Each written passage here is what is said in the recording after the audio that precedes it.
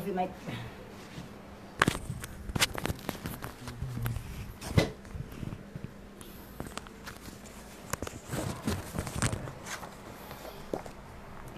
Bismillahirrahmanirrahim. Nawaitu at-ta'alluma wat-ta'lim wat-tadhakkura wat-tadhkir wan-naf'a wal-intifa' wal-ifadah wal-istifadah wad-du'a ila al-huda wad-da'wa 'ala al-khair wal-hathu 'ala at-tamassuk bi kitabillahi wa sunnati rasulih sallallahu alaihi wasallam wala hawla wala quwwata illa billahil aliyyil azim. Sambung. Qala al-musannif rahimahullahu ta'ala wa nafa'ana bihi wa bi'ulumihi fid dharain amin Allahumma amin. Okey, sambung mukadimah. Muka surat ke-14. Betul kan?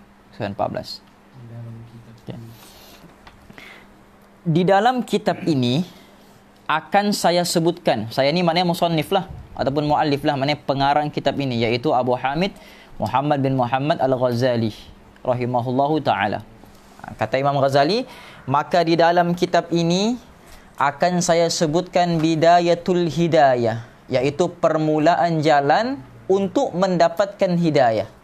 Jadi untuk dapatkan hidayat pun perlu ada cara dia, perlu ada jalan dia.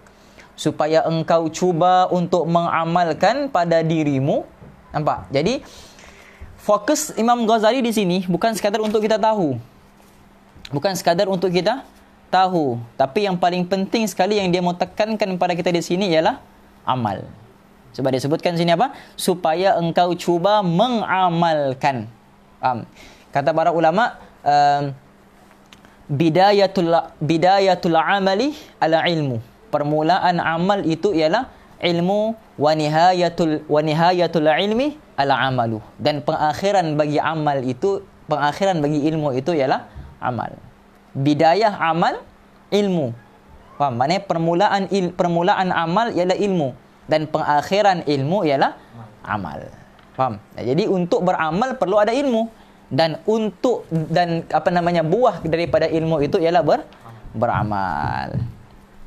Supaya engkau cuba untuk mengamalkannya pada dirimu sendiri. Jadi bukan sekadar untuk disampaikan pada orang, tapi untuk kita amal pada diri kita sendiri. Dan supaya engkau dapat menguji hatimu. Dapat menguji hatimu. Kenapa diuji? Supaya kita dapat tahu kadar iman kita tu macam mana. Dalam surah Al-Ankabut, kalau tak silap, Allah sebutkan apa? Apa dia ni? Ahasiban nasu ayyutraku, kan? Ayyaqulu amanna wa hum la yuftanun. Adakah manusia itu menyangka mereka sudah beriman sedangkan mereka belum diuji? Ujian yang paling berat bagi manusia bukan ujian fizikal, tapi ujian hati. Kata para ulama apa?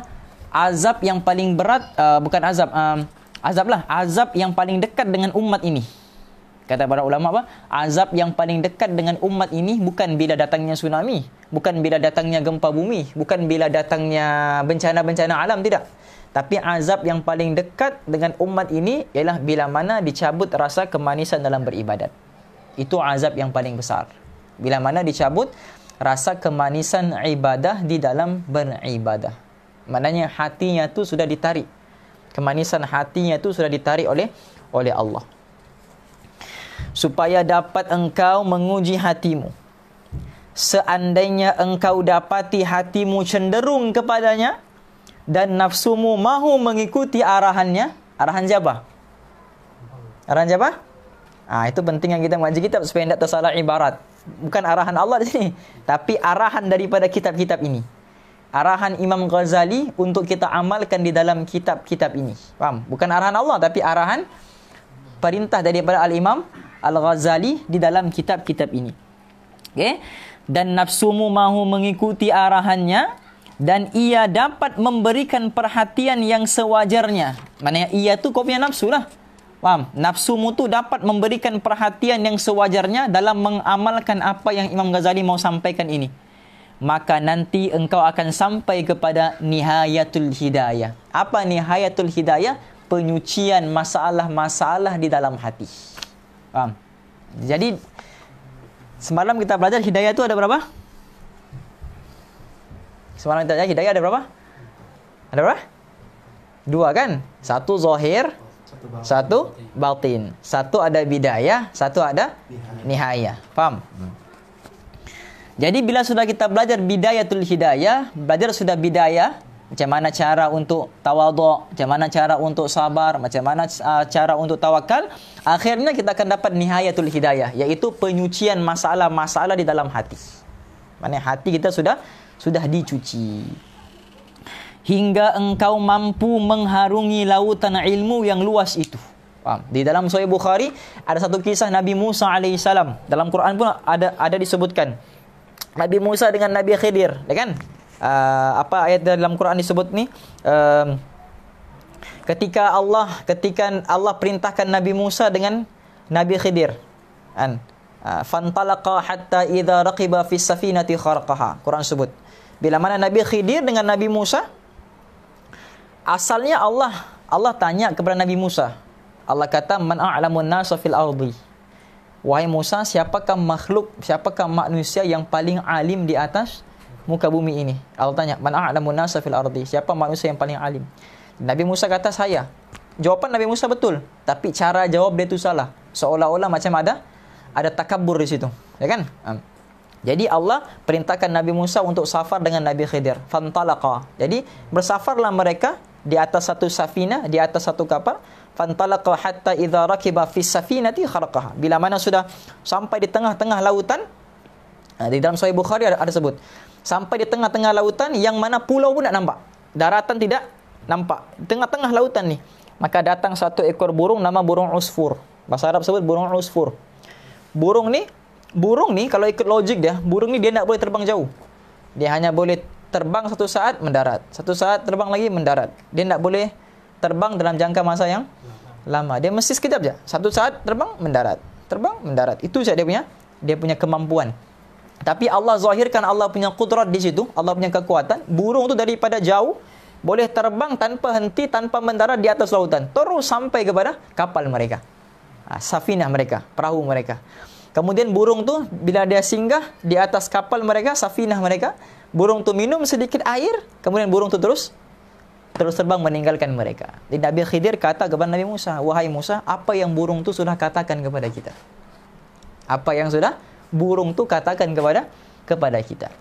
Jadi Nabi Musa kata, dia mana ada cakap apa-apa. Kan? Kita pun tak faham dia punya bahasa. Dia minum, dia terus jalan.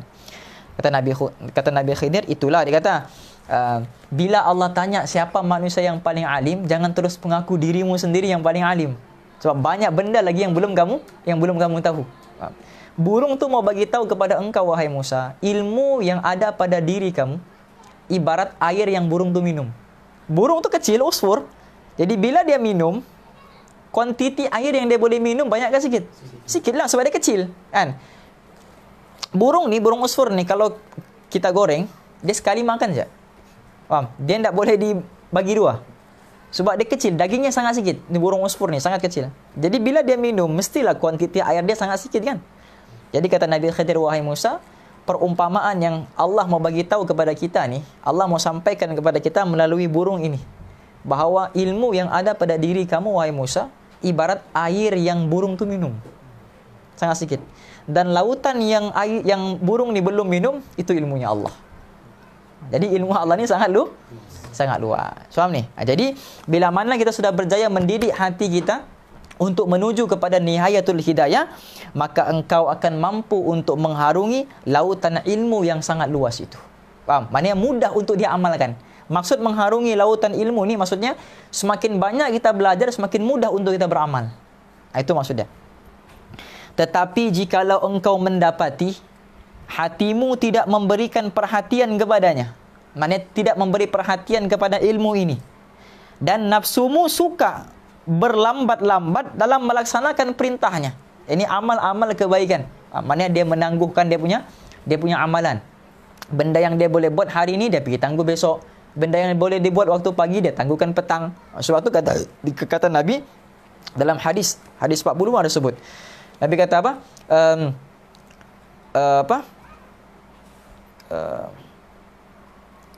Apa hadis dia ni? Apa Rafi? Ka'annaka gharibun aw 'abiru sabilin. Hiduplah kamu di dunia, Nabi bagi tahu, seperti mana ka'annaka gharib. Apa dia? Ingat tak dia punya matan pertama tu? Kun fid dunya, kata Nabi. Kun fid dunya ka'annaka gharibun aw 'abiru sabilin. Hiduplah kamu di dunia ini seperti mana? Orang yang asing. Orang yang asing, gharib, aw 'abiru sabil, ataupun seperti mana orang yang bermusafir. Orang yang bermusafir ni, bila dia singgah di satu tempat, dia tidak akan singgah lagi ke tempat itu bila dah sampai ke destinasi dia. Dan nama pun persinggahan, ya kan? Macam kita, RNR kan? RNR, tempat orang berhenti. RNR tu cuma persinggahan kita. Macam kita mau pergi Somborna, singgah sembayang di Masjid Checkpoint. Masjid tu kita punya persinggahan. Bila sudah sampai ke destinasi, kita tidak akan pergi balik ke tempat tu. Sebab itu cuma persinggahan, kan? Dan tujuan kita bukan di situ. Tujuan kita ke destinasi. Itu cuma persinggahan. Macam itulah kata Nabi, hidup kita di dunia ini seperti mana itu, musafir. Dunia ini cuma persinggahan kita. Dan kita tidak akan mampu lagi balik ke dunia selepas kita tinggalkan dunia ini. Destinasi kita tu akhirat. Faham? Jadi kata Nabi, kun fid dunya ka'annaka gharib. Hiduplah kamu di dunia seperti mana orang yang musafir. Dia nak akan bawa barang dia semua.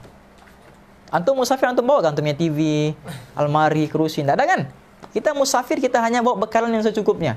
Macam itulah kita hidup di dunia ni. Bawa bekalan yang secukupnya untuk sampai ke negeri akhirat. Faham?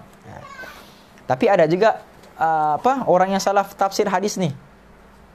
Syiah lah, masalah Syiah. Syarat orang yang boleh melaksanakan jamak qasar apa? Musafir. Faham? Jadi Nabi bagi tahu kita hidup di dunia ni musafir. Jadi maknanya boleh setiap hari kita jamak qasarkan sembahyang kita. Hari-hari.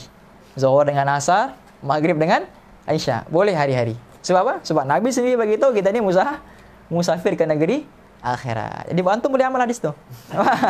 Otomatik jadi Syiah lah.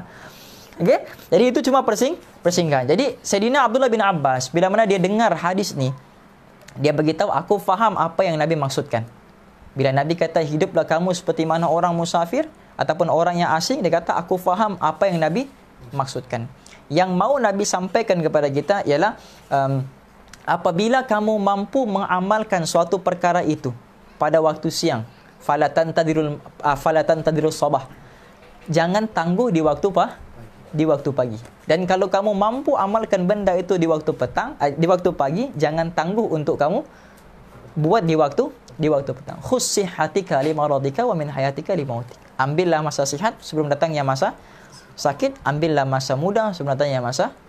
Itu sebenarnya yang dimaksudkan oleh hadis Nabi itu. Paham? Jadi itu cuma persinggahannya. Jadi bila mana dia berlambat-lambat dalam melaksanakan perintahnya, maka ketahuilah bahawa kecenderunganmu dalam menuntut ilmu itu hanyalah berpunca daripada nafsumu yang ammarah. Nafsu ammarah ni apa? Peringkat nafsu, ini nafsu yang paling bawah. Nafsu ammarah dipanggil. Nafsu yang paling bawah, nafsu yang paling jahat, nafsu yang paling suka melaksanakan kemaksiatan, dan nafsu yang tidak gemar diberi nasihat. Ini nafsu yang paling bawah. Peringkat nafsu ada berapa? 7. Sebab itu kalau kita baca ilmu tasawuf, bidayatul hidayah ni ilmu tasawuf lah. Faham? Ilmu tasawuf ni dia terbagi kepada 4 peringkat. Ada dipanggil tasawuf syariat, ada dipanggil tasawuf tariqat, ada dipanggil tasawuf hakikat, ada dipanggil tasawuf ma'rifat. Yang kita belajar bidayatul hidayah, penawar bagi hati, yang 7 anggota, kan? 20 dosa, 10 sifat mahmudah, 10 sifat mazmumah. Itu baru dipanggil tasawuf syariat. Dipanggil tasawuf syariat. Faham? Itu baru permulaan kita untuk mengenal ilmu tasawuf. Jadi nafsu ni dia terbahagi kepada 7. Yang paling bawah sekali dipanggil nafsu ammarah. Nafsu apa? Ammarah. Innan nafsa la ammaratun bisu'. Faham? Nafsu yang suka betul mengajak manusia kepada kemaksiatan. Dan sukar untuk ditegur. Kalau ditegur, dia akan melenting. Ini nafsu amarah wal'iyadzubillah. Okey? Kemudian yang kedua, peringkat yang kedua, nafsu yang paling bawah yang kedua, dipanggil nafsu lawamah. Nafsu lawamah. Nafsu yang dia sedar dia tu buat dosa, tapi sentiasa tergelincir dalam maksiat. Nafsu apa? Lawamah. Dia tahu dia tu salah. Dia tahu dia punya nafsu tu sering mengajak kepada kemaksiatan, sering mengajak kepada keburukan. Tapi dia sering tewas dengan nafsu dia. Dia sering tergelincir di dalam kemaksiatannya. Dia sedar benda yang dia buat tu salah, tapi dia sudah usaha tergelincir juga. Faham tidak? Atau dia panggil nafsu lawamah. Faham? Adakah antara kita yang bernafsu begitu? Ada. Faham? Kalau tidak ada, mustahil ulama akan sebut. Faham ni? Ini pun disebutkan di dalam Al-Quran juga ni. Faham? Ayat-ayat semua ini disebutkan dalam Al-Quran. Kemudian yang ketiga ialah nafsu mulhamah. Nafsu apa? Mulhamah. Nafsu mulhamah ni, dia di antara nafsu di antara nafsu lawamah dengan nafsu mutmainnah. Dia di tengah-tengah. Hatinya sudah cenderung sikit untuk berbuat kebaikan, tapi sering kalah dengan nafsu. Itu dipanggil nafsu mulhamah. Dia sudah buat kebaikan sudah sikit. Faham? Dia ada sudah kebaikan yang dia buat. Kebaikan yang dia buat tu belum mengatasi kemaksiatan yang dia buat. Kemaksiatannya banyak, tapi dia punya kebaikan pun sudah semakin banyak. Faham tak ni? Kalau yang lawama tadi, dia belum buat apa kebaikan lagi, cuma dia baru sedar. Dia baru sedar yang dia tu banyak buat salah, tapi mau buat baik tu susah. Sering terkalah dengan nafsu. Tapi nafsu mulhamah ni, dia sudah buat kebaikan sudah. Faham? Cuma kebaikan yang dia buat tu belum sampai menutupi keburukan yang lebih banyak dia buat. Boleh faham tak ni? Faham? Itu dia panggil nafsu mulhamah. Kemudian yang keempat baru dipanggil nafsu mutmainnah. Nafsu yang tenang. Walaupun ada ujian, walaupun ada kemaksiatan yang dia buat, tetapi kebijaksanaan dia top up keburukan yang dia buat tu dengan kebaikan. Faham? Macam Nabi sebut, ittaqillah haitsuma kunta wa atbi'is sayyi'atal hasanata tamhuha. Ikutilah keburukan yang kamu buat dengan kebaikan, nescaya kebaikan itu akan memadamkan keburukan yang kamu lakukan. Jadi dia tahu dia buat salah, dia tahu dia buat dosa, dia buat kebaikan supaya kebaikannya itu memadamkan keburukan yang dia buat sebelumnya. Faham? Itu cara orang yang bijak. Bukan disuruh kita buat dosa, tidak. Tapi bagaimana cara untuk memadamkan dosa tu, Nabi ajarkan kepada kita. Okey? Dia panggil nafsu apa? Mutmainnah. Ini kalau dapat sudah nafsu ini pun sudah bagus sudah. Sebab Quran sebut apa? Ya ayyatuhan nafsul mutmainnah. Kalau dapat ini pun sudah cukup. Sudah berjaya sudah. Okey? Kemudian naik satu peringkat nafsu radiyah. Nafsu radiyah. Maknanya dia rida dengan apa yang Allah Subhanahu wa taala turunkan kepada dirinya. Sama ada musibah, sama ada bencana, sama ada bala, dia rida. Sebab itu, Mazlan, dalam satu hadis qudsi, Allah disebutkan, Allah kata, man lam yarda biqada'i. Barang siapa yang tidak rida dengan qada'ku, ketentuanku, takdirku, walam yasbir 'alal bala'i, dan dia tidak sabar di atas ujianku, musibahku, walam yashkur 'ala na'ma'i, dan dia tidak syukur atas nikmatku. Apa kata Allah? Falyattakhidh rabban siwa'i. Carilah Tuhan selain aku. Yang tidak sabar dengan ridha Allah, yang tidak syukur dengan nikmat Allah, yang tidak ridha dengan takdir Allah. Allah kata carilah Tuhan selain daripada aku. Ini ancaman daripada Allah. Jadi dia punya nafsu ni radiyah sudah. Ridha sudah dia dengan apa yang Allah Subhanahu wa taala turunkan. Tetapi Allah belum tentu ridha dengan dia. Faham? Itu makna nafsu radiyah. Dia ridha, tapi Allah belum tentu ridha dengan dia. Okey? Jadi dipanggil nafsu radiyah. Kemudian yang keenam dipanggil nafsu mardiyah. Nafsu mardiyah. Jadi nafsu ni tidak semua jahat. Macam dalam badan kita ada bakteria kan? Ada bakteria baik, ada bakteria buruk. Sama lah macam nafsu. Nafsu ni ada nafsu yang baik, ada nafsu yang buruk. Paham? Nafsu yang suka mengajar, suka mencari ilmu. Nafsu juga tuh, tapi suka mencari ilmu. Paham? Nafsu yang suka bagi sedekah dengan orang. Dia ada sifat nafsu yang suka bagi sedekah dengan orang. Nafsu juga tuh. Itu pun kebaikan juga. Paham nih? Jadi nafsu ini tidak semua jahat. Jadi nafsu ini ada yang baik, ada yang jahat. Paham? Jadi nafsu mardiyah nih, dia ridha dengan Allah, Allah pun ridha dengan dia. Saling meridai. Dalam Quran surah apa? Ya ayatuhan nafsul mutmainnah irji'i ila radiyatan mardiyah. Nampak? Jadi mereka saling meridai antara satu dengan yang lain.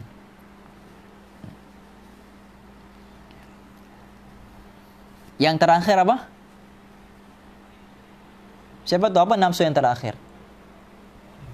Nafsu yang paling sempurna. Sempurna dalam bahasa Arab apa? Nafsu kamilah. Nafsu kamilah. Nafsu yang paling sempurna. Boleh tak kita dapat nafsu kamilah ni? Hah? Boleh atau tidak kita dapat nafsu kamilah ni? Hah? Boleh ke tidak? Nafsu kamilah ni hanya khusus kepada para anbiya, para nabi. Nafsu yang sempurna. Paham ni? Kita dah nama pun manusia, mana ada manusia yang sempurna? Paham tidak?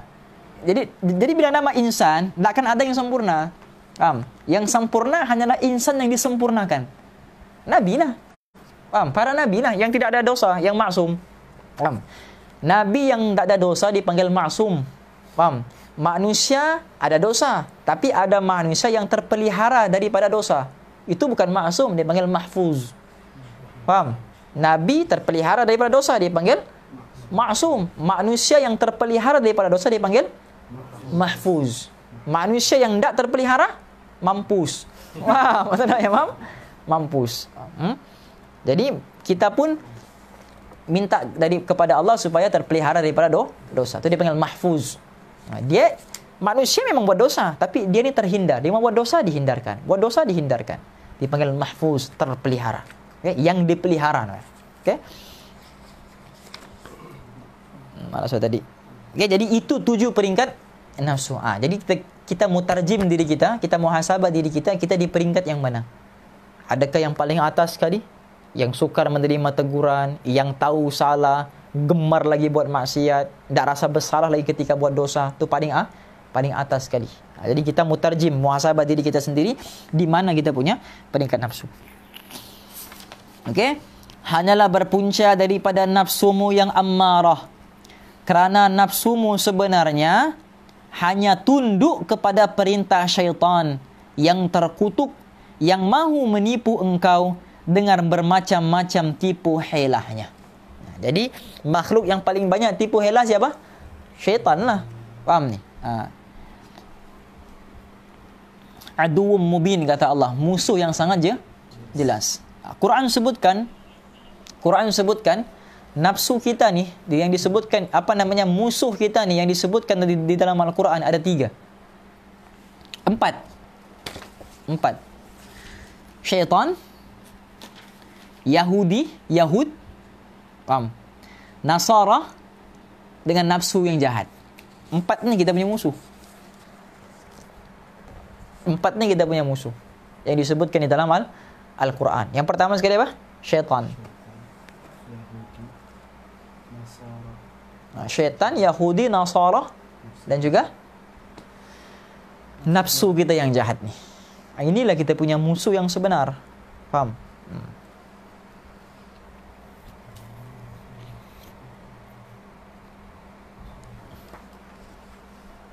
Okey? Dengan bermacam-macam tipu helahnya.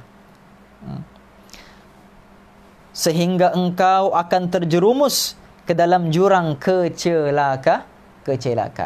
Nanti di hari akhir nanti kita akan kita akan ajar syaitan sekali. Ya Allah, bukan saya yang salah. Bukan saya buat maksiat ni sebab syaitan. Faham? Kita akan panggil pula syaitan tu untuk masuk sama-sama masuk dalam neraka. Syaitan kata apa? Bukan saya buat sama-sama dia. Saya cuma pengaruh saja. Faham? Saya cuma ajak saja. Saya cuma hasut saja. Yang buat tu dia. Faham? Yang salah tu dia yang buat. Aku cuma hasut. Faham ni? Jadi dua-dua pun dimasukkan dalam di dalam neraka juga. Ada orang tanya, Ustaz, syaitan kan diperbuat daripada api. Neraka pun daripada api. Jadi api dengan api mah ada rasa dia. Api dengan api mana ada rasa. So, syaitan daripada api neraka pun daripada api. Jadi syaitan yang masuk ke dalam neraka, apa dia rasa? Sama-sama api. Jadi ustaz tu pun pergi tampar anak muridnya. Kenapa? Sakit tak? Sakit ustaz. Macam mana kamu rasa sakit? Pipi kamu daripada kulit, tangan saya pun daripada kulit. Kulit dengan kulit ada rasa kah? Rupanya terjawab dia punya soalan. Faham ni? Jadi Allah punya kuasa. Allah boleh bagi sakit lah, walaupun api dengan api. Kulit dengan kulit pun boleh sakit, dengan api dengan api. Syaitan sebenarnya bermaksud supaya engkau melakukan kejahatan, padahal engkau mengira bahawa engkau telah berbuat kebaikan. Nampak? Ni. Jadi manusia yang paling jahat dalam dunia ni apa? Ialah bila mana dia sudah merasa dirinya baik. Itulah kejahatan manusia. Bila sudah kita rasa diri kita baik, sebenarnya kita lah manusia yang paling jahat. Faham ni? Jadi kalau dia rasa dirinya jahat, itu maknanya dia manusia paling baik lah. Tapi kalau dia rasa dirinya sudah baik, bermakna itu permulaan dia. Seperti mana permulaan jahil itu ialah bila mana dia merasa dirinya alim, seperti itulah permulaan orang yang jahat itu bila mana dia merasakan dirinya baik.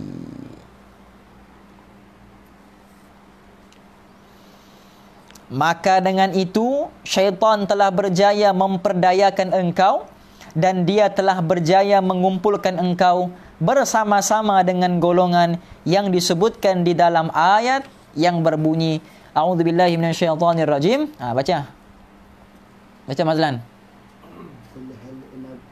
Qul hal nunabbi'ukum ka qul hal unabbi'ukum.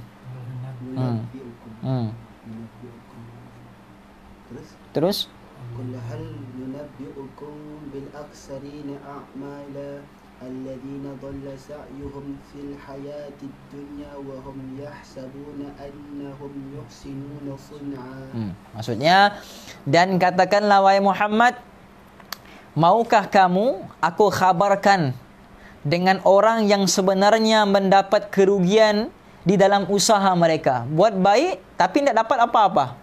Iaitu orang-orang yang telah mensia-siakan perbuatan mereka dalam kehidupan dunia ini, sedangkan mereka menyangka bahawa mereka telah berbuat baik. Dia buat baik, memang dia buat baik, betul-betul dia buat baik, tapi dia merasa dirinya baik, itu masalah dia. Faham? Dia sudah buat baik dan dia merasa dirinya itu sudah baik. Faham? Itu dia punya bila merasa diri baik itu sebenarnya saudara dengan syaitan. Faham? Sebab tidak ada makhluk yang merasa dirinya baik melainkan syaitan, iblis. Bukankah ketika Allah menciptakan Adam daripada tanah, syaitan daripada api, ketika Allah perintahkan untuk sujud kepada Adam, syaitan kata apa? Ana khairum minhu. Aku lebih baik daripada dirinya. Nampak tak? Jadi kata para ulama di sini, bangga dengan fahaman. Bangga dengan fahaman lebih bahaya daripada bangga dengan amalan. Faham ni? Kita banyak amal. Kita banyak amal, kawan kita sikit. Kita bangga dengan amal kita yang banyak berbanding dengan kawan kita. Sebenarnya itu tidak lebih berbahaya. Yang paling bahaya ialah bila kita bangga dengan fahaman kita melebihi fahaman kawan-kawan kita yang lain. Kita merasa kita punya fahaman, pandangan lah yang paling tepat. Kita rasa kita punya fatwa lah yang paling betul. Faham? Kalah kita punya fatwa-fatwa kawan-kawan kita yang lain. Bila merasa diri kita begitu, sebenarnya sudah menjadi ikhwanus syaitan. Ikhwanus syaitin maknanya dia sudah menjadi saudara kepada syaitan. Sebab apa? Syaitan kata, ana khairum minhu. Tengok apa jawaban syaitan. Ana khairum minhu, khalaqtani min nar wa khalaqtahu min tin. Aku lebih baik daripada dia. Syaitan tak kata, aku lebih baik daripada dia sebab aku lebih banyak amal daripada dia. Kan? Adam baru diciptakan. Syaitan puluhan jutaan tahun sudah beramal. Tapi syaitan sedikit pun tak sentuh tentang amal. Dia nak kata, aku lebih banyak amal daripada Adam ni. Adam baru diciptakan.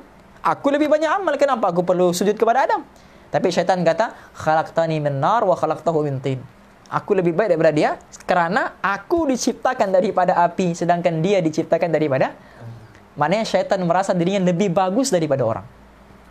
Jadi bila mana kita sudah merasa lebih bagus daripada orang, merasa lebih baik daripada orang, maka di situ sifat syaitan sudah ada pada diri kita.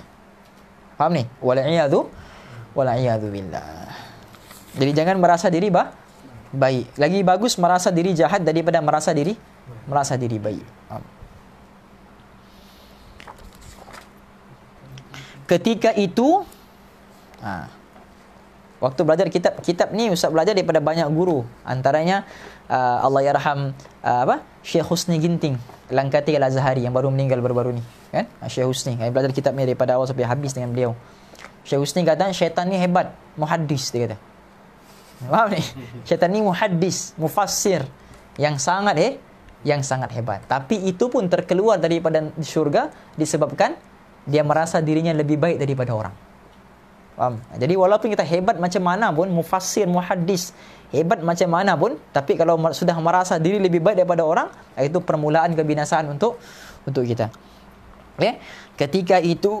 Ketika itu syaitan sangat pandai mengajar engkau akan kelebihan ilmu dan darjat para ulama.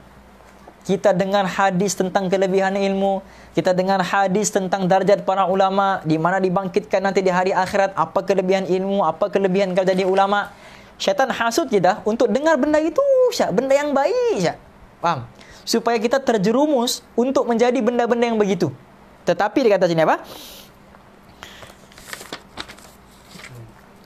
Dan ia mengajar engkau beberapa kelebihan mencari ilmu yang telah disebutkan di dalam hadis dan juga perkataan para ulama. Sedangkan syaitan dengan sengaja melupakan engkau daripada seumpama sabdaan Rasulullah sallallahu alaihi wasallam yang berbunyi, man izdada ilman wa lam yazdad huda lam yazdad minallahi illa bu'dan. Maksudnya apa? Sesiapa yang bertambah ilmunya. Man izdada ilman, kita syok dengar orang yang mempunyai ilmu ni kelebihannya begini, sampai kita pergi cari ilmu sana, pergi cari ilmu sini, tapi kita lupa hadis ini. Man izdada ilman wa lam yazdad huda. Siapa yang bertambah ilmunya tapi tidak bertambah amalnya. Ini hadis Nabi.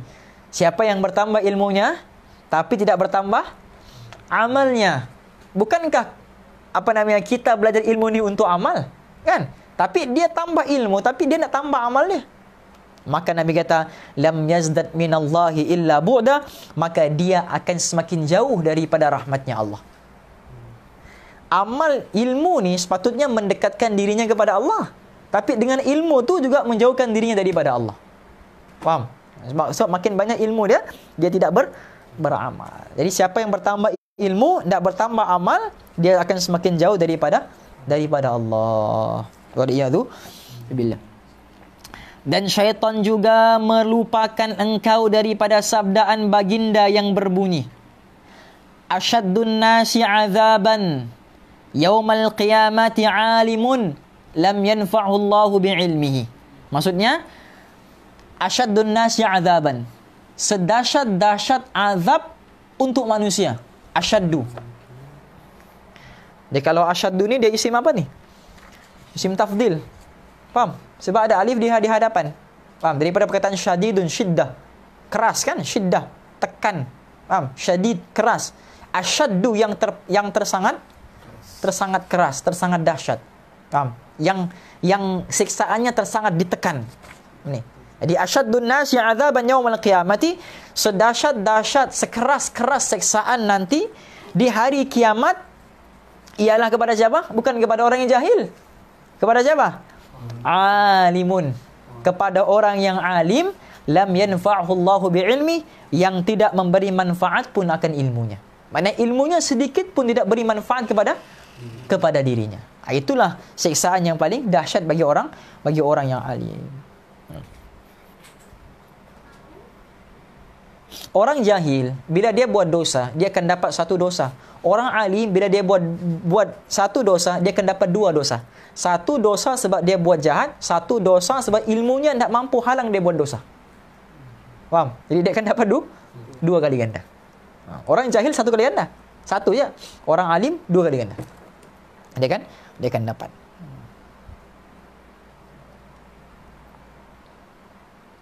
Faham ya?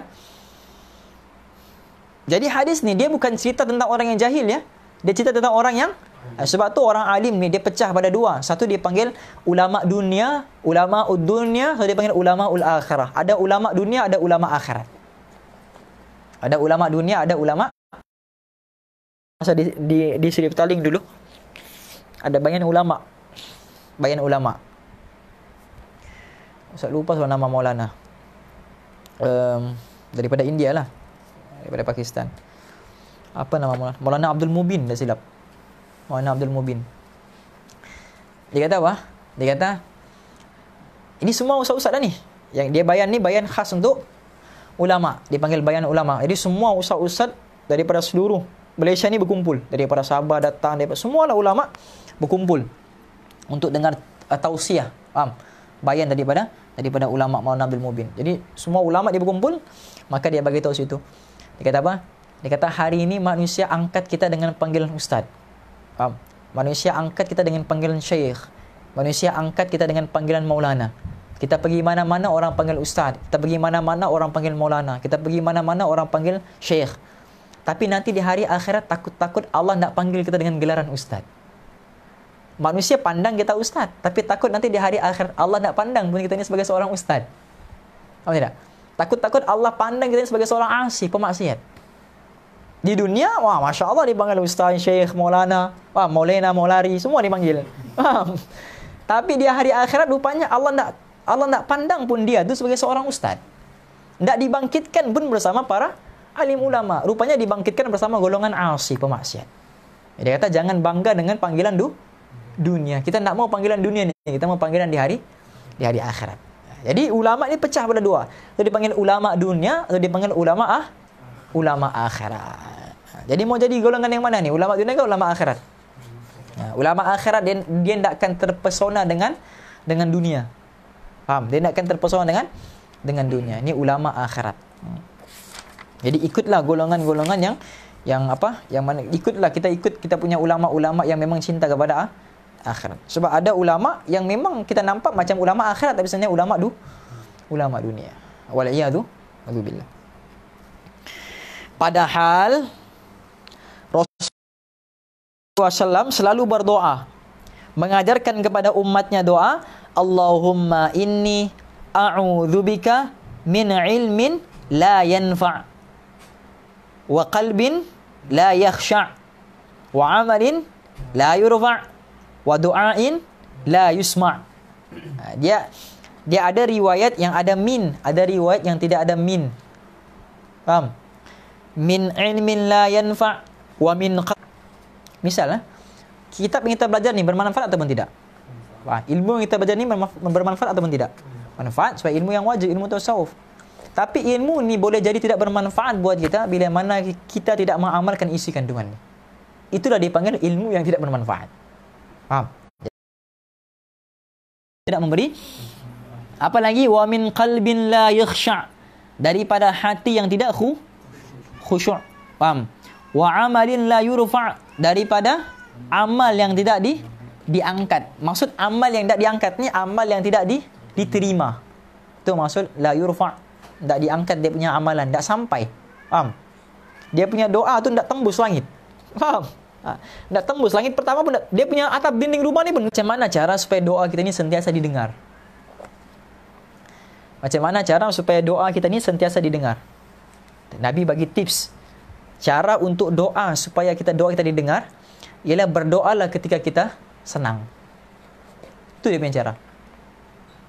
Berdoa ketika senang.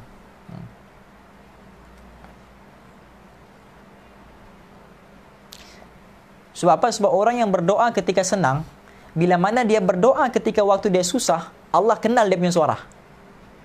Allah kata kepada malaikat, wahai malaikat, angkat doa ini sebab aku kenal siapa yang bersuara ni. Aku kenal suara ni. Sebab waktu susah, waktu senang pun dia berdoa, waktu susah ini aku akan terima dia punya doa.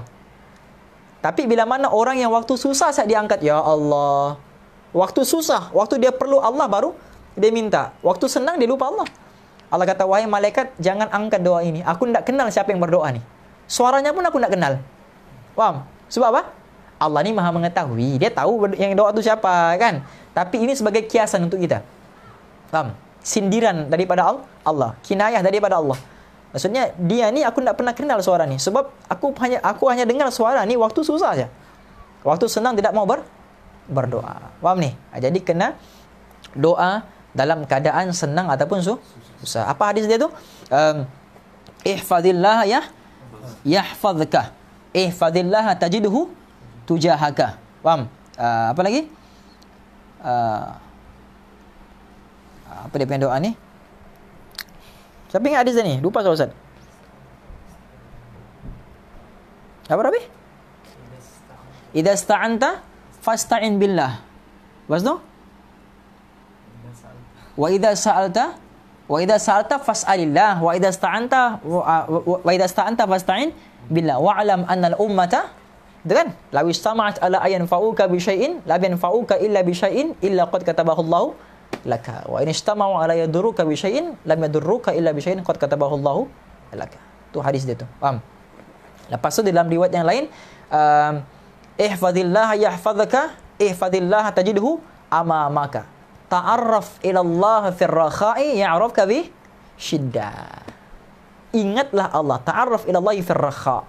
Ingatlah Allah ketika kamu senang. Ya'rafka fi syiddah. Allah ingat kamu ketika kamu susah. Itu dia punya key point dia. Faham? Okey? Mana sudah ni?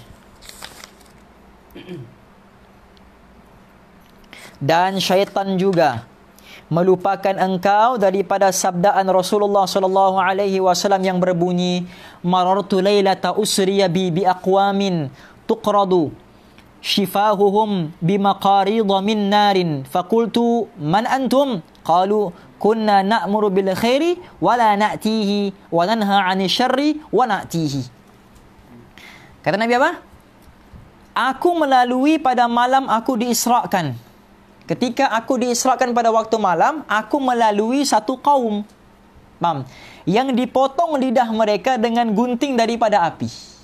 Lidah mereka ni, okey, dipotong dengan menggunakan gunting daripada api. Maka aku bertanya kepada malaikat, siapakah kamu ini? Dia tanya kepada golongan yang digunting. Ada riwayat kata Nabi tanya kepada malaikat, wahai malaikat, wahai Jibril, ini golongan siapa nih? Faham? Ada riwayat yang mana Nabi sendiri berkata kepada orang yang diazab tersebut. Jadi, dalam riwayat ini, Nabi berkata kepada orang yang diazab tu. Nabi kata, man antum, siapakah kamu?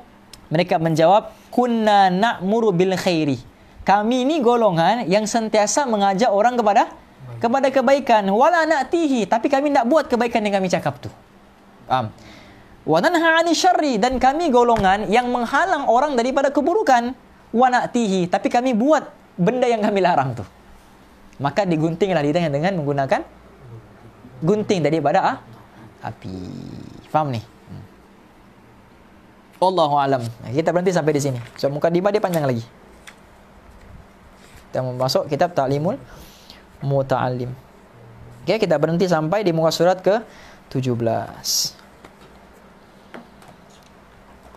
Qala al-musannif rahimahullahu ta'ala wa nafa'na bihi wa bi'ulumihi fid dharain amin Allahumma amin. Okey, kita masuk bab yang pertama.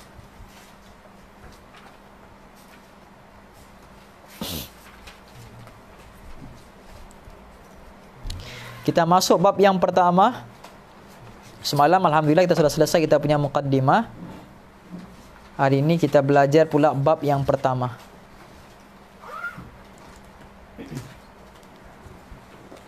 Okey. Faslun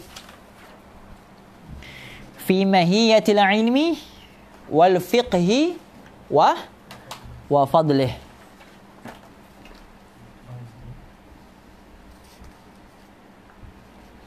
Jumpa. Ustaz berapa? Ini muka surat 3. Ustaz 3. Allahu Akbar. Don punya kitab sama tak dengan si Mazlan? Mazlan punya semalam. Ini aku punya. Sama lah kan? Okay. Jangan marah. Taib.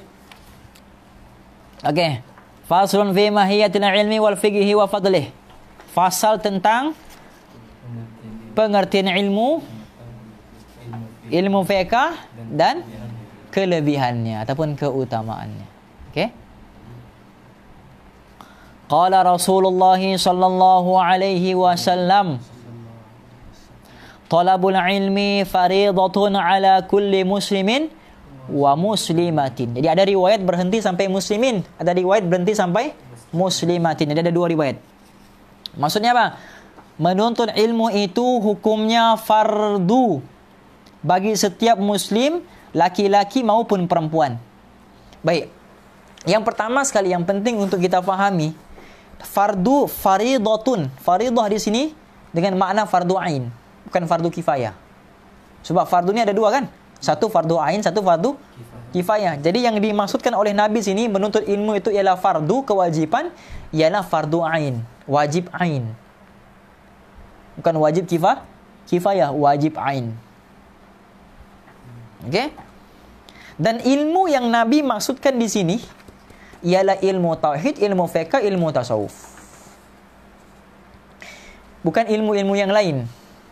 Okey? Bukan ilmu yang lain.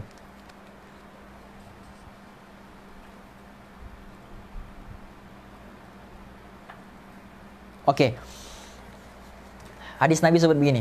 Man salaka tariqan yaltamisu fihi ilman, sahalallahu lahu tariqan ilal jannah. Siapa yang menempuh suatu jalan untuk menuntut ilmu, Allah akan mudahkan dia jalan menuju ke ilmu yang Nabi maksudkan di situ, ilmu yang wajib tu.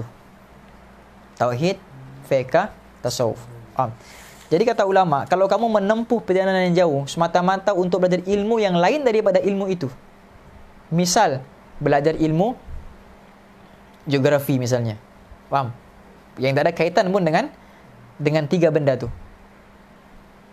Belajar geografi misalnya di Afrika 4 tahun, itu tidak dikira. Itu tidak dikira. Tapi kalau dia niat belajar ilmu itu sebagai fardu kifayah untuk umat, khidmat kepada umat, dia akan dapat pahala. Faham ni? Itu beza dia. Beza ilmu ain dengan ilmu kifayah. Jadi hukumnya adalah fardu bagi setiap muslim, laki-laki maupun perempuan. Okey. I'lam, ketahuilah. Kalau dalam kitab antum yang putih ni, itu dia syarah tu yang di atas. Yang perenggan yang tu, dia syarah tu. Coba baca sikit. Pembelajaran yang menjadi fardu ain di sini ialah seperti pembelajaran ilmu yang berkaitan dengan mengenali keesaan Allah dan sifat-sifatnya, kebenaran Rasulnya, solat, bersuci, zakat dan haji. Manakala pembelajaran ilmu hingga ke peringkat dapat mengeluarkan fatwa adalah fardu kifayah. Faham? Jadi itu dah ada dalam kitab tu. Itu tu dah ada dalam kitab Ta'limul Muta'allim. Faham? Okey. Itu sebagai syarah. Jadi kamu buatlah kurungan situ. Ini syarah. Supaya kamu tak supaya kita tahu yang mana isi kitab, yang mana bukan isi kitab. Faham? Okey.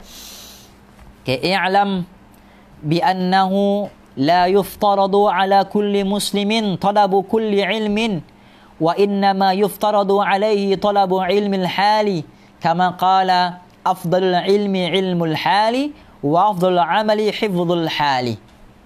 Ketahuilah bahawasanya tidak diwajibkan bagi setiap orang muslim itu menuntut segala ilmu. Sama tak dia penterjemahan? Sama. Lebih kurang kan? Tetapi yang diwajibkan untuk menuntutnya ialah ilmu hal. Sebagaimana dinyatakan oleh kata ulama, ilmu yang paling utama adalah ilmu hal dan perbuatan yang paling utama adalah perbuatan memelihara al-hal. Apa yang dimaksudkan dengan ilmu hal di situ? Ilmu hal di sini ialah ilmu fiqh, ilmu usuluddin dan juga ilmu fiqh. Faham? Itu maksud ilmu hal. Hal ni apa? Orang tanya, kaifal hal?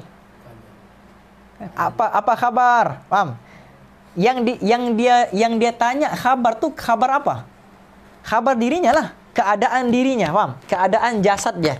Faham? Jadi kaifal hal, apa khabar kamu? Mana kabar dirinya. Dia nak tanya apa kabar iman kamu? Apa kabar hati kamu? Dia tanya apa kabar diri kamu? Sakit kah, demam kah, ada luka kah? Itu maksudnya hal. Faham? Jadi ilmu hal di sini ilmu yang apabila kita menggunakan anggota badan untuk melaksanakan ilmu tersebut. Faham? Ilmu fiqh lah. Faham? Belajar ilmu solat, badan kita digunakan untuk solat. Faham? Jadi ilmu hal di sini adalah ilmu fiqh. Ilmu fiqh. Jadi ilmu yang paling afdal kata ulama ialah ilmu fiqh. Dan perbuatan yang paling afdal ialah hifzul hal, memelihara diri daripada terjebak dengan kemaksiatan. Faham ni? Tu. Sebab tu kata Imam Syafi'i, dia kata apa? Dia kata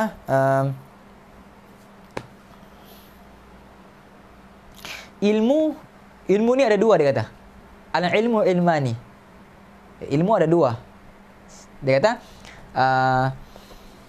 apa dia ni? Ilmu yang pertama dia kata ilmu agama untuk rohani dan ilmu perubatan untuk jasmani. Kata Imam Syafi'i. Okey? Ilmu ada dua. Yang pertama ilmu agama untuk rohani, yang kedua ilmu perubatan untuk jasmani.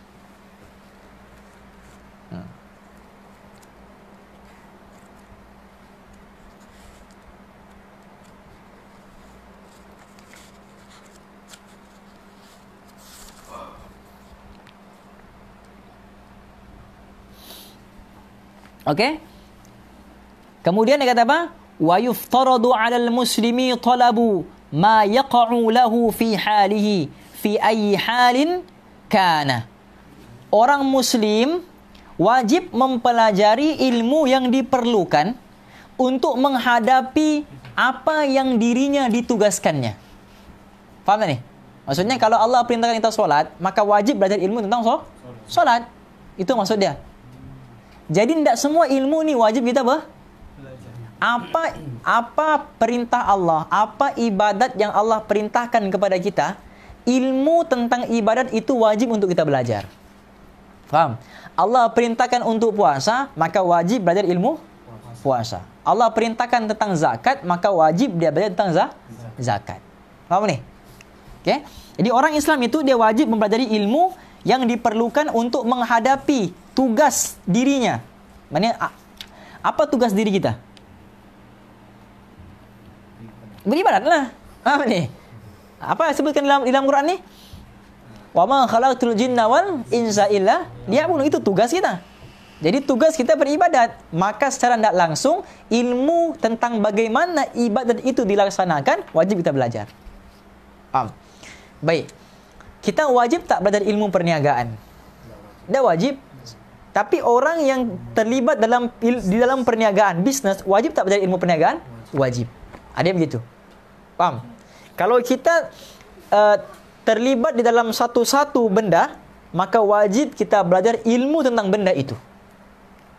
Sekarang ni kita tidak wajib belajar ilmu nikah. Ilmu tentang nikah. Antum tak belajar. Antum tak wajib belajar lagi sebab belum mau nikah lagi. Faham? Tapi bila sudah mau nikah, maka wajib belajar ilmu munakahat. Faham tidak? Ilmu tentang nikah. Faham ni? Sebut nikah terus senyum terus. Faham? Baik.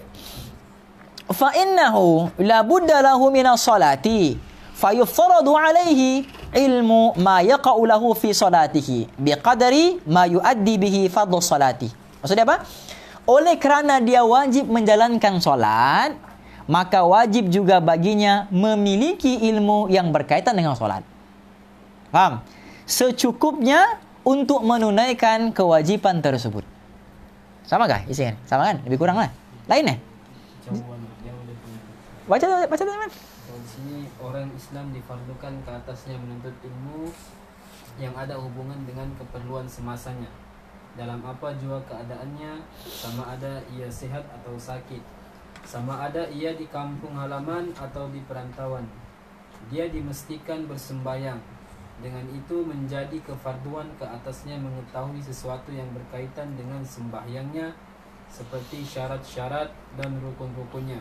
Sekadar dapat menunaikan kefarduan sembahyang itu, dan diwajibkan ke atasnya mengetahui perkara yang diwajibkan ke atasnya sekadar dapat menunaikan kewajiban itu, seperti membaca Fatihah, dan tahu membacanya adalah wajib di dalam solat, kerana perkara yang dimestikan bagi mengerjakan yang fardu itu adalah fardu, dan perkara yang dimestikan bagi mengerjakan yang wajib adalah wajib. Baik, tamam. Jadi maknanya di sini dia gabung matan dengan syarah sekali. Dia terangkan. Itu tak ada masalah lah tu. Faham? Itu tak ada masalah. Tak ada masalah. Dia punya matan tu yang begini. Orang Muslim wajib mempelajari ilmu yang diperlukan untuk ikut suasana dia. Sampai situ. Tu dia punya matan tu. Faham? Tak apa lah tu. Sama saja tu. Isinya adalah sama. Cuma olahan ayat berbeza. Olahan ayat beza tapi isinya sama. Tidak ada masalah. Faham? Kenapa? Orang komen Apa? Komen apa? masih jomblo. Oh, siapa tu? Dins Al. Semoga jomblo sampai kiamat. Amin. Okey. Wa yajibu alaihi biqadri ma yuaddi bihi alwajib. Lianna ma yatawassalu bihi ila iqamatil fardhi yakunu fardan. Ma yatawassalu bihi ila iqamatil wajib yakunu wajiban. Faham? Wajib mempelajari ilmu-ilmu lain yang menjadi wasilah dalam menunaikan kewajipannya. Dia beginilah misal. Dia punya kaedah dia sebut sini apa? Ma la yatimul wajib illa bi fahuwa wajib. Dia begini misal.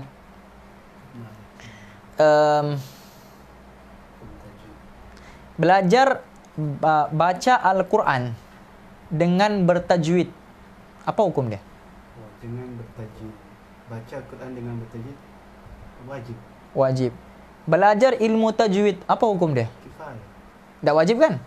Tapi boleh tak kita baca Al-Quran dengan bertajwid tanpa mempelajari ilmu tajwid? Tak boleh. Jadi secara automatik hukum mempelajari ilmu tajwid daripada kifayah menjadi wajib. Faham tak? Faham ya? Baca Al-Quran dengan bertajwid hukumnya wajib. Mempelajari ilmu tajwid, kita ambil guna iqlab, ikhfa hakiki, itu tak wajib. Itu hukumnya fardu kifayah. Tapi kita takkan mampu baca Al-Quran dengan bertajwid tanpa belajar ilmu tajwid.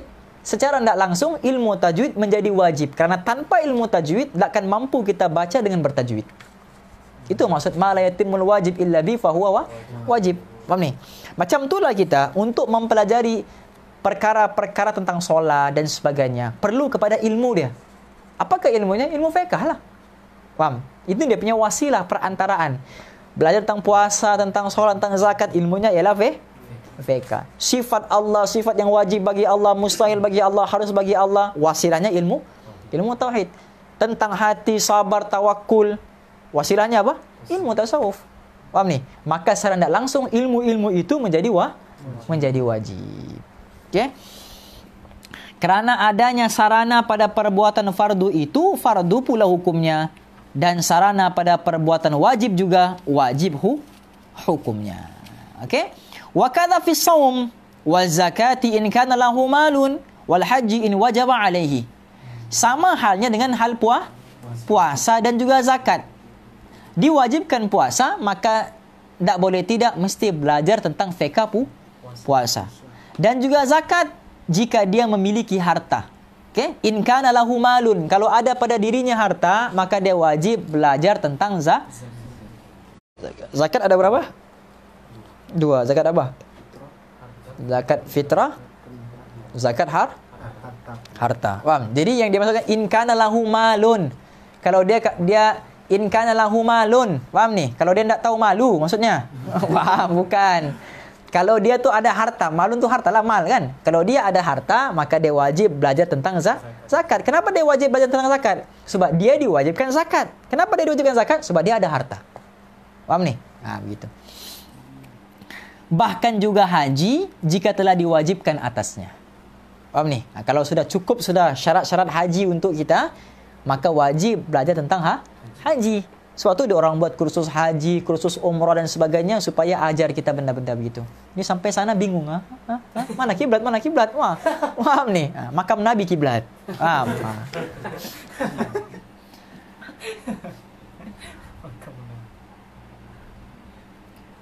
Wa kadza fil buyu'.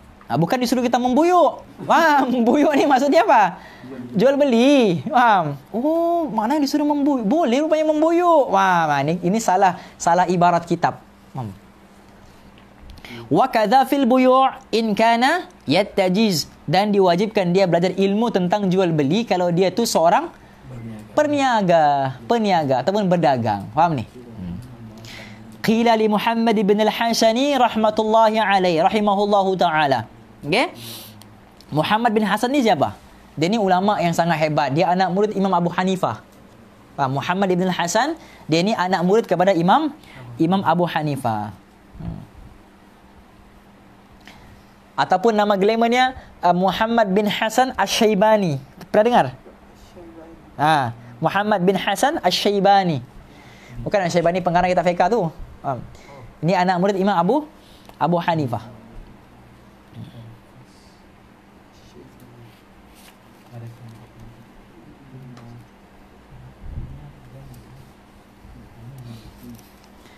Kalau kamu baca kitab Muwatta, kan? Tahu kan kitab Muwatta? Karangan siapa?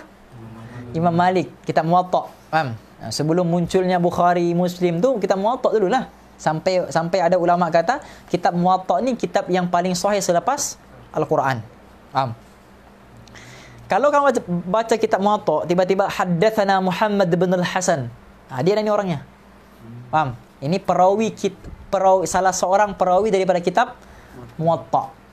Faham? Periwayat hadis daripada kitab Muwatta, Muhammad bin Hasan Syaibani. Apa dia kata? Dia ditanya. Maknanya ada orang bertanya kepada dia. Bukan dia yang bertanya. Ada orang bertanya kepada, anak muridnya bertanya kepada dia. Qila. Qila tu maknanya apa? Dikatakan padanya. Faham? Ala tusannifu kitaban fi zuhdi? Anak murid dia tanya, wahai tuan, kenapa tuan tidak buat satu kitab, tidak karang satu kitab tentang zuhud? Kenapa tidak karang kita tentang zuhud? Tengok apa jawaban dia. Qala qad sannaftu kitaban fil buyu'. Dia kata apa? Dia kata, saya telah susun kitab tentang jual beli. Ada kaitan tak dia punya jawaban tu? Tuan, kenapa tidak karang kitab zuhud? Sudah saya karang kitab jual beli. Macam tak ngam kan? Jawapan dia tu macam tak ngam kan? Tapi sebenarnya maksud yang sangat mendalam. Faham? Apa dia kata? Dia kata, qad sannaftu kitaban fil buyu'. Sudah saya siapkan kitab tentang buyu'. Yakni az-zahidu may yahtarizu 'ani syubahati wal makruhati fit tijarati. Dia kata apa? Maksudnya, orang yang zuhud itu ialah mereka yang akan menghindarkan diri daripada perbuatan-perbuatan yang syubhah dan yang makruh dalam aktiviti perniagaannya. Faham? Saya sudah karang kitab zuhud, kitab tentang perniagaan. Di dalam kitab tentang perniagaan tu, saya ada terangkan ciri-ciri peniaga-peniaga yang baik. Itulah zuhud. Faham? Jadi tidak perlu suruh aku karang kitab zuhud. Mau dapatkan tentang zuhud, baca kitab saya punya tentang buyu'. Itu pun ada tentang zuhud. Maksudnya apa? Maksudnya zuhud ni ada dalam setiap perkara. Perniagaan pun ada tentang zuhud. Jadi polis pun ada tentang zuhud, mekanik pun ada tentang zuhud. Faham? Jual ikan pelaga pun ada zuhudnya. Semua ada. Jual air jagung ada. Faham ni? Semua ada tentang zuhudnya. Faham ni? Jual agama dengan qasidah pun ada. Jangan buat terasa. Faham ni? Contoh. Okey? Itu pun ada zuhudnya. Faham? Semua perkara ada zuhud ni bukannya satu bab yang lain. Faham? Semua amal yang kita buat di situ adanya Faham ni? Okey, wa kadzalika fi sa'iril muamalati wal hiraf. Dan demikian pula dalam seluruh aktiviti muamalat kita dan juga apapun segala jenis pekerjaan. Wa kullu man istaghala bi syai'in minha yuftaradu alaihi ilmu at-taharruzi 'anil harami fihi. Setiap orang yang manistaghal ni maksudnya setiap orang yang berkecimpung ataupun di situ terjemah apa? Terbabit. Faham? Yang disibukkan. Faham? Setiap orang yang terbabit ataupun berkecimpung di dalam pelbagai aktiviti tersebut adalah wajib mempelajari ilmunya. Dia terlibat dengan dia terlibat dengan berniaga, wajib belajar ilmu perniagaan. Dia terlibat dengan dengan pertanian, wajib juga belajar ilmu tentang perniagaan. Faham ni? Gitu. Agar terhindar daripada perkara-perkara yang haram. Wa kadzalika yuftaradu alaihi ilmu al-ahwal al-qalbi min at-tawakkuli wal inabati wal khasyati war ridha fa innahu waqi'un fi jami'il ahwali.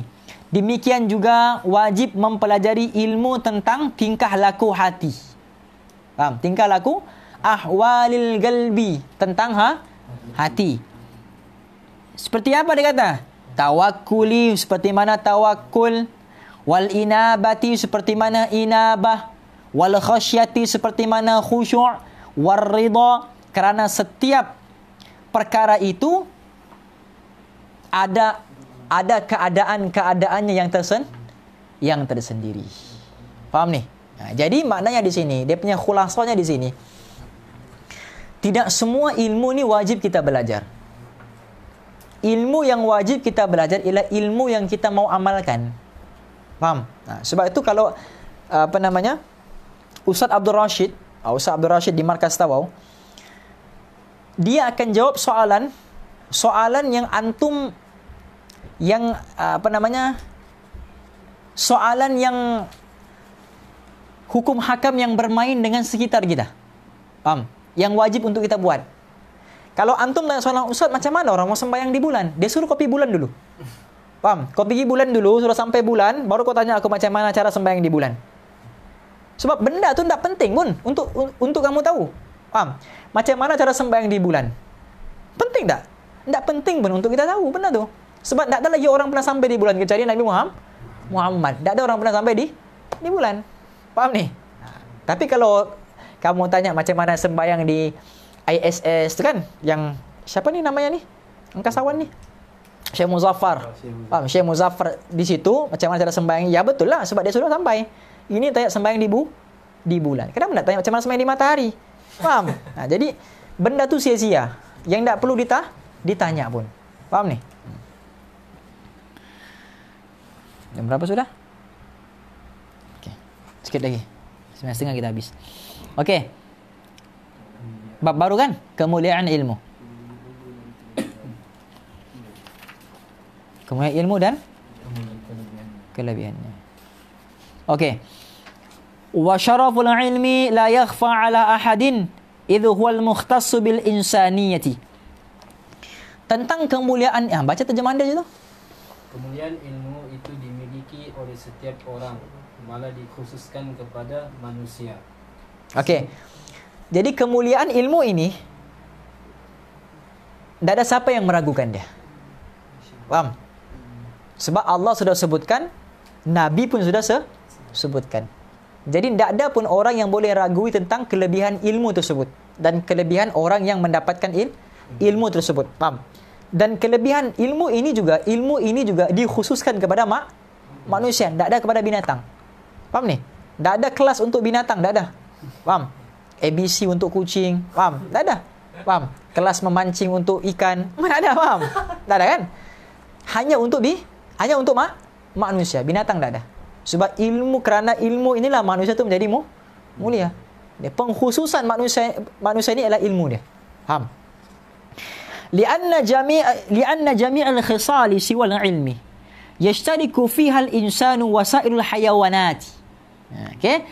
Kasyaja'ati wal jur'ati wal quwwati wal judi wasyafaqati wa ghairi hasi wal ilmi. Terjemah, baca.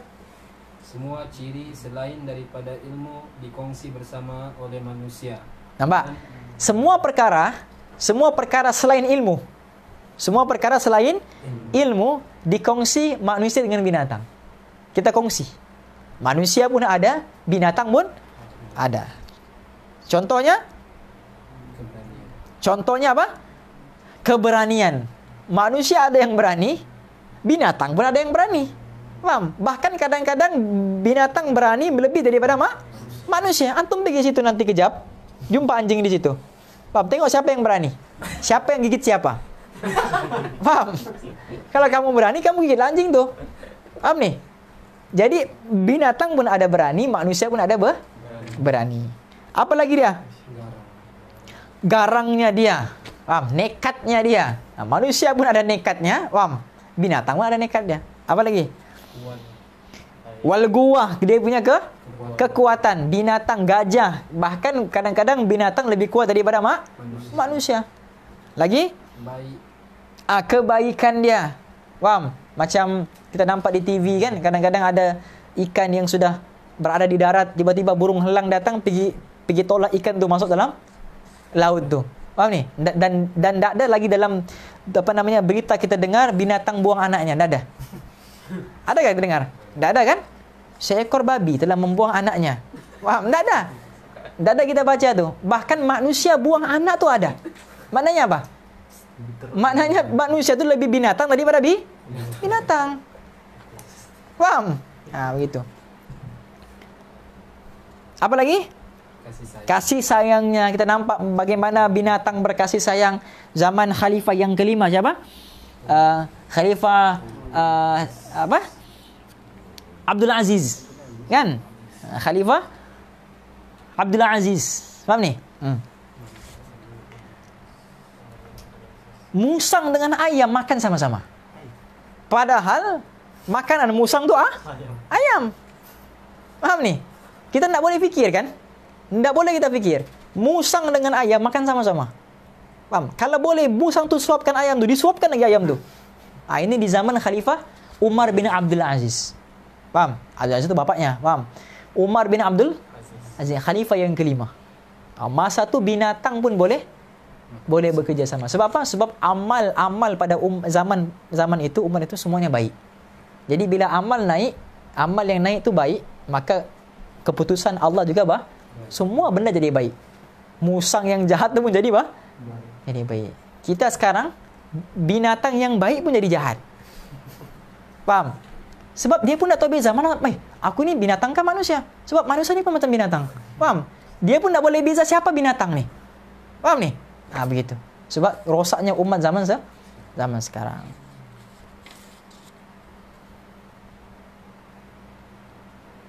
Jadi kalau ada anjing liar hendak kejar kamu, mana sama-sama anjing. Faham? Ya anjing liar dia nak akan kejar, dia nak akan kejar anjing liar juga. Faham ni? Ini tiba-tiba anjing liar batu ya ke? Kenapa aku dah dikejar? Fahamlah sudah tu. Faham ni?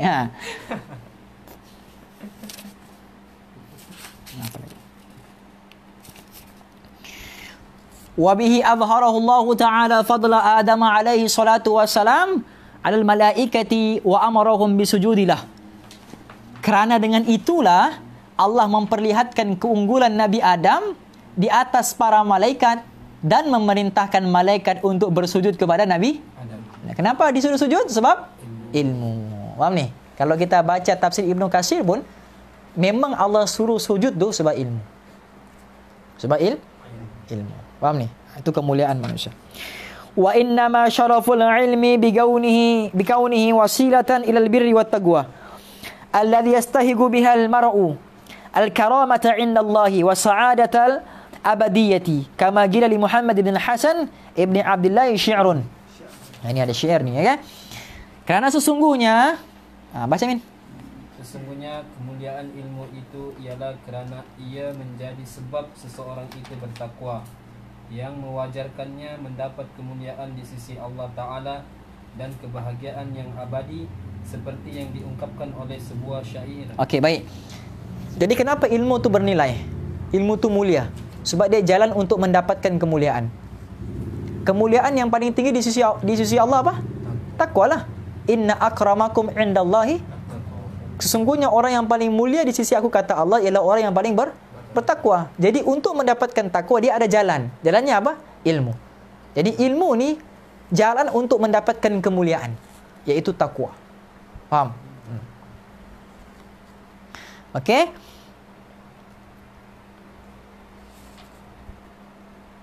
Seperti mana yang disebut syair daripada Muhammad bin Hasan. Okey. Di sini dia punya matan disebut sini kama qila li Muhammad bin Hasan. sebagaimana dikatakan ini syair Muhammad bin Hasan. Okey, bila disebut qila li Muhammad bin Hasan, maknanya dikatakan ini syairnya. Faham? Tak sahih, belum sahih ini syair Muhammad bin Hasan. Cuma orang kata ini syairnya. Faham? Dikatakan ini syairnya. Faham? Macam ilahi lasul firdausi ahla, kan? Wala aqwa 'alan nari jahimi. Itu dikatakan syair siapa? Abu Nawas. Ada dikatakan itu syair Abu Nawas, ada kata itu syair Imam Syafi'i. Kita pun tak tahu mana yang sahih. Ini syair Imam Syafi'i kan ataupun syair apa? Abu Nawas. Ini qila dipanggil. Faham? Qila. Baca dia punya syair. Ada kat situ dia punya matan? Ada kan? Baca. Ta'allam fa innal ilma zainun li ahlihi. Nampak? Ta'allam, belajarlah. Fa innal ilma, sungguhnya ilmu itu zainun li ahlih. Sungguhnya ilmu itu perhiasan bagi ahlinya. Itu kata Sayyidina Ali apa? Ilmu lebih mulia daripada harta. Ilmu lebih berharga daripada harta. Ilmu lebih bernilai daripada harta. Sebab apa? Sebab ilmu menjaga kamu, sedangkan kamu menjaga harta. Faham? Ilmu menjaga kamu, sedangkan harta dijaga oleh kamu. Mana ilmu yang protek kita, harta tak boleh protek kita. Kita yang protek harta, kita yang kena jaga harta daripada hilang dan sebagainya. Tapi ilmu ni menjaga kita. Jadi mana ilmu ni lebih utama, lebih mulia. Terus Wa fadlun wa inwanun likullil mahamidi. wa fadlun wa unwanun likullil Mahamidi. mahamidi. Terjemah? Dan lambang bagi segala sifat kepujian yang diterima daripada Allah dan manusia. Jadi ilmu ini juga merupakan satu sifat-sifat yang terpuji yang diterima oleh Allah dan juga manusia. Terus? Wa kun mustafidan likulli yaumin ziyadatan. Okey. Terus mana? Terus. Minal ilmi wa asbih fi Binal ilmi wasbah. was. Di sini ada Wasbah. wasbah. Minal ilmi wasbah fi buhuril fawaidi. Minal ilmi wasbah fi buhuri fawahidi. Jadikanlah dirimu setiap hari menambah manfaat daripada ilmu pengetahuan, dan renangilah lautan maknawi yang syarat dengan berbagai manfaat. Terus? Tafaqqah fa innal fiqha afdalu qaidin ilal birri wat taqwa wa a'dalu qasidin. Tafaqquh dia kata, belajarlah ilmu fiqh. Kerana apa? Fa innal fiqha afdalu qaidi. Kerana ilmu fiqh ini ilmu yang afdal, yang menjadi tunjang kepada birri wat taqwa, kebaikan dan juga takwa. Terus? Wal ilmul hadi ila sunanil huda. Wal husnu Huwal hisnu. Wal hisnu yunji min jami'i syadahidi. Nampak dia kata apa? Huwal ilmul hadi ila sunanil huda. Dia ilmu ni merupakan penunjuk kepada jalan-jalan hidayat. Wa huwal hisnu, dan dia merupakan hisnun. Apa hisnun? Perisai, penyelamat kita min jami'i syadaidi, daripada segala bentuk-bentuk kerosakan, keburukan. Terus? Fa inna faqihan wahidan mutawarri'an asyaddu 'ala syaitani min alfi 'abidin. Alfi 'abidi. Kan abidin tu abidi. Okey? Fa inna faqihan wahidan mutawarri'an, sungguhnya seorang faqih yang wara'. Bukan faqih saja, wara' juga. Sungguhnya seorang faqih yang wara' itu asyaddu 'ala syaitan min alfi 'abidi. Sangat ditakuti oleh syaitan daripada 1000 orang 1000 orang abi. Jadi inilah kemuliaan banyak lagi sebenarnya kemuliaan ilmu. Kalau antum baca kitab Matla'ul Badrain ataupun Matla'ul Nurain, tengok bab yang pertama tu, faidatun fi fadail ilmi, tentang faedah-faedah orang untuk ilmu. Itu banyak hadis-hadis disebutkan tentang kelebihan orang yang menuntut ilmu. Faham? Okey, wallahu alam, kita berhenti sampai di situ insyaallah. Jadi kita akan sambung nanti bab yang baru, apa nama dia? Sejauh mana setiap ilmu itu mesti dipelajari. Itu apa?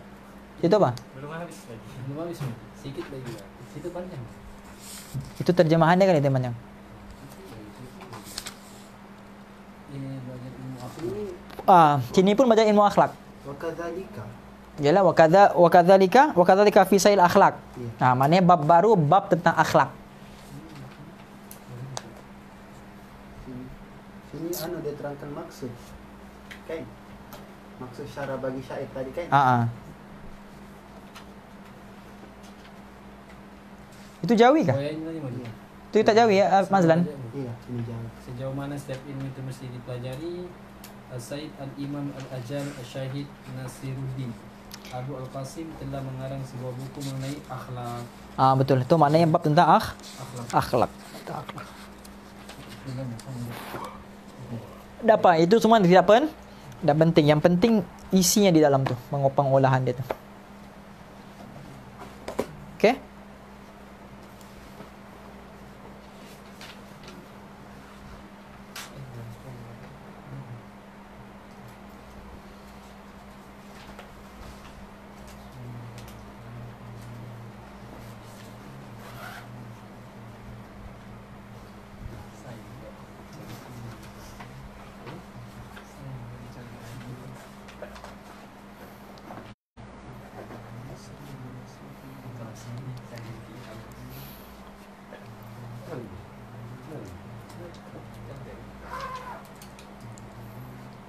Okey, moga-moga Allah Subhanahu Wa Taala bagi taufik kepada kita.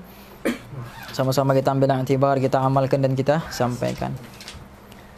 Bismillahirrahmanirrahim. Bismillahirrahmanirrahim. Nawaitu ta'alluma wa ta'lim Nawaitu ta'alluma wa ta'lim wa tadhakkura wa tadhkir والتذكر والتذكير والنفع والانتفاع والنفع والانتفاع والإفادة والاستفادة والإفادة والاستفادة والدعاء إلى الهدى والدعاء إلى الهدى والدعوة على الخير والدعوة على الخير والحث على التمسك والحث على التمسك بكتاب الله وسنة رسوله بكتاب الله وسنة رسوله صلى الله عليه وسلم صلى الله عليه وسلم ولا حول ولا قوة ولا حول ولا قوة إلا بالله العلي العظيم إلا بالله العلي العظيم. بسم الله الرحمن الرحيم اللهم ارزقنا رؤية النبي المصطفى صلى الله عليه وسلم في الدنيا والآخرة وخصوصا بهذه الليلة في منامنا. Ya Allah, kurniakanlah kami untuk melihat wajah kekasihmu Nabi Muhammad sallallahu alaihi wasallam di dunia dan juga di hari akhirat, khususnya pada malam ini dalam mimpi-mimpi kami, khususnya pada malam ini dalam mimpi-mimpi kami, khususnya pada malam ini dalam mimpi-mimpi kami. Rabbana atina fid dunya hasanah wa fil akhirati hasanah wa qina adzabannar. Wa sallallahu tabaraka wa ta'ala ala khairi khalqihi sayyidina Muhammad. Subhana rabbika rabbil izzati amma yasifun wa salamun alal mursalin walhamdulillahi rabbil alamin. Amin Allahumma amin. Hadza wa billahi taufik. Assalamualaikum warahmatullahi wabarakatuh.